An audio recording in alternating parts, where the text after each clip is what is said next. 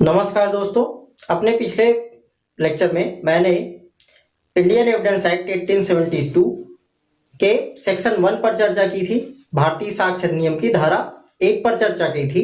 भारतीय साक्ष्य अधिनियम की धारा 1 इस अधिनियम की short title, extent and commencement, इसके संक्षिप्त नाम, विस्तार एवं प्रारंभ की बात बताती है, जिसमें मैंने आपको ये बताया कि इंडियन एविडेंस एक्ट का टेरिटोरियल एक्सटेंट क्या है, इसका क्षेत्रीय विस्तार क्या है और ये किन फोरम्स पर अप्लाई होता है। इंडियन एविडेंस एक्ट का सेक्शन 2 रिपीलिंग एक्ट 1938 निरसन अधिनियम 1938 द्वारा निरसित कर दिया गया है। तो आज के इस लेक्चर में हम इंडियन एविडेंस एक्ट के सेक्शन 3 पर चर्चा करेंगे। इंडियन एविडेंस का सेक्शन 3 धारा 3 इंटरप्रिटेशन क्लास या निर्वचन खंड है। In my previous lecture I have discussed about section 1 of Indian evidence act 1872 which deals with short title, extent and commencement of the Indian Evidence Act 1872, in which I have discussed the territorial areas to which this act applies and to the forum on which it applies. Section 2 of Indian Evidence Act 1872 has been repealed by the Repealing Act 1938. And now in this lecture I shall deal with Section 3 of Indian Evidence Act, which is an interpretation clause. An interpretation clause or definition clause in an act means the part of the act which defines the words used in that act, and the words defined under interpretation clause shall have the meaning assigned to them in the interpretation clause, and in reference to that particular act those words will have the meaning assigned to them in the interpretation clause whether they match with the ordinary dictionary meaning or not is irrelevant. किसी अधिनियम के अंतर्गत जो परिभाषा खंड या निर्वचन खंड होता है उसके अंतर्गत उस अधिनियम में प्रयुक्त विशिष्ट शब्दों को परिभाषित किया गया होता है और उस अधिनियम के विशेष संदर्भों में उन शब्दों का वही अर्थ लगाया जाएगा जो कि उसके परिभाषा खंड या निर्वचन खंड में दिया गया है, भले ही यह अर्थ जो कि उस अधिनियम में दिया गया है वो सामान्य डिक्शनरी मीनिंग से मैच खाता हो या ना खाता हो, ये असंगत होता है। उस अधिनियम के विशेष संदर्भों में उन शब्दों का वही अर्थ होगा जो कि उस अधिनियम के परिभाषा खंड में दिया गया होगा। तो आइए देखते हैं इंडियन एविडेंस एक्ट 1872 भारतीय साक्ष्य अधिनियम 1872 के अंतर्गत धारा 3 में परिभाषित शब्दों पर। भारतीय साक्ष्य अधिनियम 1872 की धारा 3 को उपखंडों में विभाजित नहीं किया गया है। विभिन्न शब्दों को अलग अलग पैराज में डिफाइन किया गया है, अलग अलग पैराग्राफों में परिभाषित किया गया है। इन पैराग्राफों के भी सामने कोई नंबरिंग नहीं है। कुल 10 शब्दों को भारतीय साक्ष्य अधिनियम की धारा 3 में परिभाषित किया गया है। Section 3 of Indian Evidence Act 1872 defines total 10 words, and Section 3 is not defined in clauses or subclauses. The words are defined under different paras, but these paras are also not numbered. The first word which has been defined under Indian Evidence Act 1872 and Section 3 is court.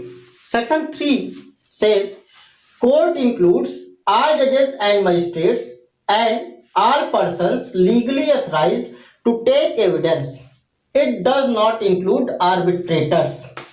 भारतीय साक्ष्य अधिनियम 1872 की धारा 3 के अंतर्गत जो पहला शब्द परिभाषित है वो है न्यायालय, और धारा 3 ये कहती है कि न्यायालय शब्द की परिभाषा में सभी जजेस और सभी मजिस्ट्रेट्स आते हैं और साथ ही साथ वे सभी व्यक्ति आते हैं जो कि विधि द्वारा साक्ष्य लेने के लिए प्राधिकृत हैं, परंतु न्यायालय शब्द की परिभाषा के अंतर्गत मध्यस्थ नहीं आते हैं। The second word which is defined under Indian Evidence Act 1872 is facts. The word fact is divided into two parts by Bentham. Bentham says that facts are of two kinds, physical fact and psychological fact. The division made by Bentham about the facts is applied in section 3 of Indian Evidence Act. प्रसिद्ध विधि Shastri Bentham द्वारा तथ्य को दो भागों में विभाजित किया गया है। पहला है भौतिक तथ्य और दूसरा है मनोवैज्ञानिक तथ्य। बेंथम द्वारा दिए गए इस वर्गीकरण को भारतीय साक्ष्य अधिनियम 1872 की धारा 3 द्वारा भी स्वीकार किया गया है। तो आइए देखते हैं फैक्ट को किस तरीके से डिफाइन किया गया है इंडियन एविडेंस एक्ट के सेक्शन 3 में। तो सेक्शन 3 फैक्ट्स को डिफाइन करते हुए कहता है facts means and includes anything, state of things और relation of things capable of being perceived by the senses. These facts are physical facts. And the second is any mental condition of which any person is conscious. These are called psychological facts. We have 5 sense organs: eye, ear, nose, teeth and skin. Sorry, eye, ear, nose, tongue and skin, and by means of these sense organs we know about the existence or non-existence of any particular thing. So anything which is capable of being known by our these sense organs is called as physical facts, and sometimes we know about the mental condition of any person which is called as physical facts, which is called as psychological facts. तथ्य को दो वर्गों में विभाजित किया गया धारा 3 के द्वारा। यह कहता है कि कोई वस्तुओं की कोई स्थिति या वस्तुओं का कोई संबंध जो कि इंद्रियों द्वारा बोधगम्य हो, इनको कहते हैं भौतिक तथ्य। हमारे पास 5 ज्ञानेंद्रियां हैं: आंख, कान, नाक, जिह्वा एवं त्वचा। इन इंद्रियों के माध्यम से ही हम किसी वस्तु के अस्तित्व के बारे में जानते हैं। तो इन अपनी ज्ञानेंद्रियों द्वारा जिन भी वस्तुओं के अस्तित्व के बारे में हम जान सकते हैं, या वस्तुओं की स्थिति के बारे में, या वस्तुओं के संबंध के बारे में, ये सभी तथ्य भौतिक तथ्य कहलाते हैं। जैसे कि किसी पर्टिकुलर स्थान पर, किसी विशेष स्थान पर कुछ चीजों को विशेष क्रम में रखा गया है, ये तथ्य, इसको हम अपनी आंखों से देख कर जान सकते हैं। किसी वस्तु का कुछ विशिष्ट स्वाद है, इसको हम अपनी जिह्वा द्वारा जान सकते हैं। किसी वस्तु का कुछ कोई विशिष्ट महक है, इसको हम अपनी घ्राणेंद्रियों द्वारा, अपनी नाक द्वारा सूंघ करके जान सकते हैं। कोई चीज ठंडी है या गर्म है, उसको हम अपनी त्वचा से स्पर्श करके जान सकते हैं। तो ये सभी कहलाते हैं भौतिक तत्व। और किसी मानसिक स्थिति का जिसके के बारे में किसी व्यक्ति को भान हो, उसको कहा जाता है साइकोलॉजिकल फैक्ट या मनोवैज्ञानिक तथ्य। किसी व्यक्ति की कोई खास मनस्थिति है, कोई दुखी है, कोई उदास है, इसके बारे में जो हमारे पास जानकारी होती है, उसको कहते हैं मनोवैज्ञानिक तथ्य। The next word which is defined under Indian evidence act 1872 is relevant. Section 5 of Indian evidence act 1872 says fact may be given of fact in issue or relevant facts. In that reference, it is necessary to know what is meant by relevant. And Indian Evidence Act 1872, while defining relevant, says one fact is said to be relevant to another when the one is connected with other in any of the ways referred to in the provisions of this act relating to the relevancy of facts.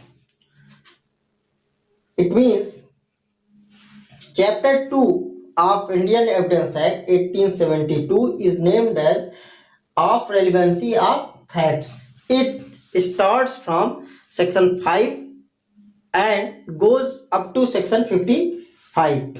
Section 5, as I have said earlier, says that evidence may be given of facts in issue and of relevant facts. We may produce evidence about two things. First is facts in issue and relevant facts. Relevant is defined first and facts in issue is defined after the word relevant. So we shall look at the definition of fact in issue after we have discussed about the definition of relevant. Thus a fact is said to be relevant with the other if it is related or if it is connected with the other fact in any of the ways as is referred to under chapter 2 of Indian Evidence Act, which is named as of relevancy of facts, and section 6 to 55 of Indian Evidence Act deals with different circumstances in which one fact is relevant with the other. सुसंगत को भारतीय साक्ष्य अधिनियम के अंतर्गत परिभाषित करते हुए कहा गया है कि कोई एक तथ्य दूसरे तथ्य से सुसंगत है, यह तब कहा जाएगा जबकि वह एक तथ्य दूसरे तथ्य से इस प्रकार संसक्त हो, अर्थात इस प्रकार जुड़ा हो, जैसा कि इस अधिनियम के सुसंगतता तथ्यों की सुसंगतता से संबंधित उपबंधों में कहा गया है। तो भारतीय साक्ष्य अधिनियम का अध्याय 2 जो तथ्यों की सुसंगत के विषय में नाम से है, ये धारा 5 से 55 तक है। धारा 5 ये कहती है कि साक्ष्य केवल विवाद्यक तथ्यों का एवं सुसंगत तथ्यों का दिया जा सकेगा, और धारा 6 से 55 तक में विभिन्न परिस्थितियां बताई गई, विभिन्न दशाएं बताई गई हैं जिनमें कि कोई एक तथ्य दूसरे तथ्य से सुसंगत कहा जाएगा। तो कोई भी एक तथ्य दूसरे तथ्य से सुसंगत तब कहलाता है जब वह उस दूसरे तथ्य से उन किसी भी प्रकारों में से किसी भी एक प्रकार से जुड़ा हो जिनका कि उल्लेख भारतीय साक्ष्य अधिनियम 1872 की धारा 6 से 55 तक में किया गया है। After this, Indian Evidence Act defines facts in issue, document, proved, disproved, not proved. We shall discuss about the definitions of these words in our next lecture. Thank you for watching this video. If you have liked this video, like, share and subscribe to my channel. Thank you.